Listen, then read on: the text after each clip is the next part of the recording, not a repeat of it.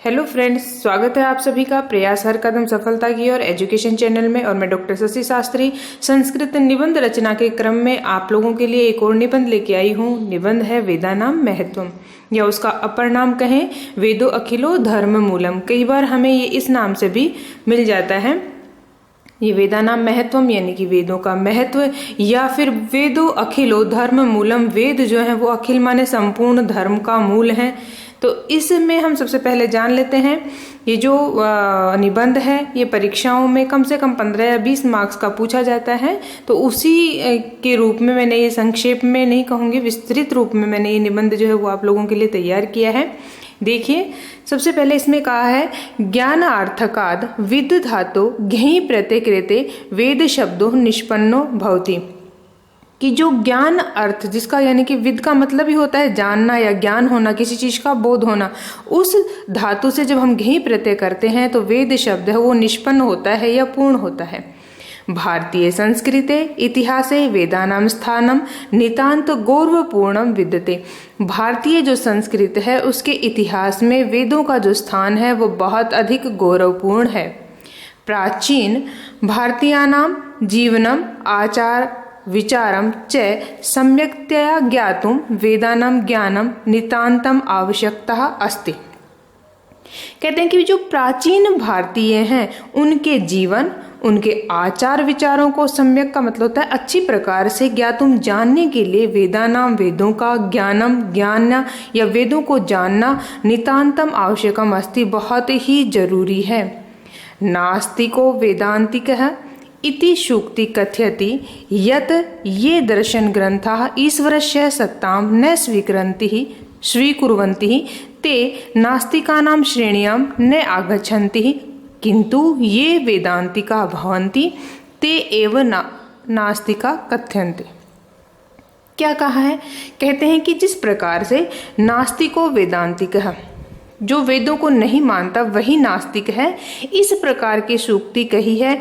ये जो दर्शन ग्रंथ हैं ये ईश्वर से सत्तां न स्वीकृति, ये ईश्वर की सत्ता को स्वीकार नहीं करते हैं।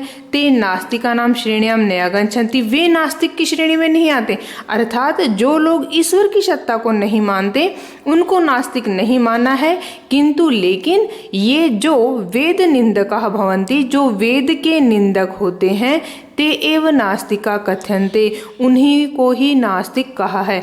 अर्थात सीधा सीधा अगर मैं आपको अर्थ कहूँ तो आस्तिक का मतलब या ईश्वर का मतलब सीधा सीधा यहाँ वेद से लिया गया है कि वेद को मानने वाला ही व्यक्ति कैसा है? आस्तिक है। और वेद का जो निंदक है वो क्या कहलाता है? नास्तिक कहलाता है।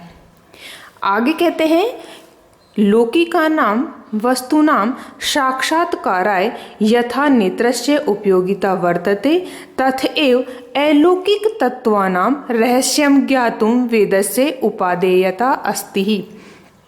कि जिस प्रकार से लौकिक वस्तुओं का साक्षात्कार करने के लिए या उनको देखने के लिए, जानने के लिए हमें नेत्रों की आवश्यकता होती है, उसी प्रकार से अलौकिक जो तत्व हैं या रहस्य हैं उनको जानने के लिए वेद की उपयोगिता है। न्याय वैशेषिक्यों मतेन वेदः पौरुषेया नित्याश्च सन्ति। न्याय और जो वैशेषिक दर्शन है उनके मत के अनुसार वेद जो है वो पौरुषेय है और नित्य है। पौरुषेय का मतलब होता है कि किसी पुरुष के द्वारा उनकी रचना की गई है और वो नित्य भी कहे हैं। किंतु सांख्य वेदांत मीमांसा आद्य वेदाः अपौरुषेया इति कथयन्ति। किंतु लेकिन सांख्य और वेदांत की जो मीमांसा इत्यादि को जो जानने वाले हैं उन्होंने कहा है कि वेद अपौरुषेया इति कथयन्ति। उनके अनुसार वेदों को अपौरुषेय कहा गया है। मनु वेदान नित्यान अपौरुषान च मन्यते, कि मनु जो है वो भी वेदों को अपौरुषेय ही मानते हैं। वेद शास्त्रार्थ तत्वज्ञो यत्र कुत्र आश्रमे वसन इहैव लोके तिष्ठन् स ब्रह्म भूयाय कल्पते। कहते हैं कि वेद शास्त्र तत्वज्ञो, वेद रूपी शास्त्र के तत्व को, ज्ञो का मतलब होता है जानने वाला, कि वेद रूपी शास्त्र के तत्व को जो जानने वाला है, यत्र कुत्र आश्रमे वसन, वो चाहे किसी भी आश्रम में रहे, आश्रम का मतलब प्राचीन समय में हमारे जो पूरा का पूरा जो जीवन था वो 4 आश्रमों में बटा हुआ था।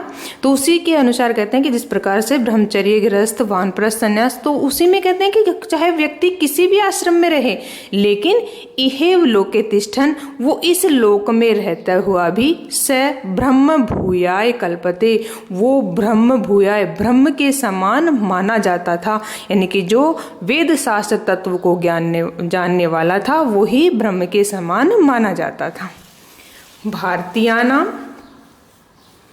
भारतीयानां विविध धर्माणां ज्ञानाय वेदानां महती आवश्यकता वर्तते। भारतीयों के विविध धर्माणाम, विविध माने अनेक प्रकार के धर्मों को ज्ञानाय जानने के लिए वेदानाम महती आवश्यकता वर्तते, वेदों की बहुत ही अधिक आवश्यकता है।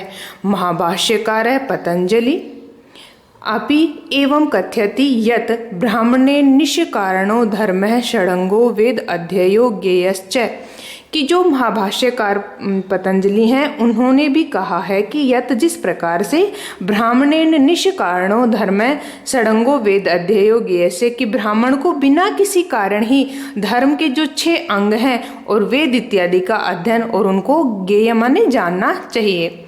वेदानां केवलं स्मरणम एव न अपितु तेषां अर्थ ज्ञानम अपि महत्वपूर्णम विद्यते, कि वेदों का केवल स्मरण एवं अपितु, स्मरण ही नहीं अपितु तेषाम अर्थ ज्ञानम, अपितु अर्थात तेषाम उनका अर्थ ज्ञानम अपि महत्वपूर्णम वर्तते, उनका अर्थ ज्ञान अपि माने भी महत्वपूर्ण होता है। कि ऐसा नहीं कि वेदों का केवल और केवल मात्र स्मरण किया जाए, अर्थात वेदों के अर्थ को जानना ज़्यादा महत्वपूर्ण है। स्थाणुर अयम भार आह किलभू दृघित्य वेदम न विजानति यो अर्थज्ञ इत शकलम भद्रम अश्नुते नाकम एतु ज्ञानम भूत्वा पापम पा। कहते हैं कि जिस प्रकार से स्थाणुर अयम भाराहा किलाभु, स्थाणु का मतलब यहाँ जीव से लिया है, प्राणी से लिया है, कि कोई भी प्राणी जो है उसका पूरा का पूरा जीवन उसके लिए भार समान है। कब? जब उसने इस जन्म में रहते हुए वेदों को नहीं जाना। यो अर्थज्ञ इत, जिसने इसके अर्थ को, जिसने इस वेद के अर्थ को जान लिया, वो अपने सकलम संपूर्ण भद्रम अश्नुते, अपने संपूर्ण कल्याण को प्राप्त करता है। और साथ में नाकमेति, इतना ही नहीं, ज्ञानम भूत्य पापम पा, ज्ञान से युक्त होकर के, ज्ञानवान होकर के अपने पापों से मुक्ति पाता है, या अपने पापों से छुटकारा पा करके शीघ्र पुण्य को प्राप्त करता है। वैदिक मंत्राणाम कवित्वम विद्यते किंतु तेषां माधुरी काचिद विलक्षणम एव अस्ति। कहते हैं कि वैदिक मंत्राणाम कवित्वम विद्यते, वैदिक मंत्रों को ही कवित्व कहा है, लेकिन तेषां माधुरी, उनका जो माधुर्य है, काचित विलक्षणम एव अस्ति, वो तो उससे भी ज्यादा विलक्षण है। लौकिक संस्कृते अपि एतादृशानि बहुनि प्रसंगानि विधन्ते, लौकिक जो संस्कृत है उसमें भी इस प्रकार के बहुनि, बहुत सारे प्रसंग जो हैं वो मिलते हैं। ये साम ज्ञान रहस्यम, जिस प्रकार से ज्ञान का रहस्य वैदिक साहित्य एवं वर्तते, वैदिक साहित्य है, उसी प्रकार कहते हैं कि अस्माकं गद्यस्य महाकाव्यस्य नाटकस्य कथा साहित्यस्य व उद्गम ज्ञातुम वेदानाम परिचय आवश्यकता भवति। अस्माकं गद्य से, हमारे जो गद्य हैं, महाकाव्य हैं, नाटक हैं या फिर कथा साहित्य हैं, उनका जो उद्गम है या वो कहाँ से आए, उसको जानने के लिए भी वेदानाम परिचय, वेदों से परिचित होना बहुत ही आवश्यक है। संभवतः इसीलिए अनेन एव कारणेन, बहुत और भी अनेक कारणों के कारण भारतवर्षे विश्वस्य अन्येषु च देशेषु वेदानाम अध्ययनम निरंतरम वृद्धि प्राप्नोति। कहते हैं कि इतने सब प्रकार के कारण होने के कारण ही संभवतः इसीलिए अनेन एव कारणेन, इन सब कारणों के द्वारा भारतवर्षे विश्वस्य, भारतवर्ष में और विश्व के अन्येषु च देशेषु, और भी जो अन्य देश हैं उनमें भी वेदानाम अध्ययनम, वेदों का जो अध्ययन है, निरंतरम वृद्धि प्राप्नोति, निरंतर लगातार वृद्धि प्राप्नोति, वृद्धि को प्राप्त कर रहा है। एषा लोकप्रियता च सततम वर्धते, एषा और इनकी जो लोकप्रियता है वो निरंतर बढ़ रही है, या वेदों की जो लोकप्रियता है विदेशों में भी अभी लगातार बढ़ रही है।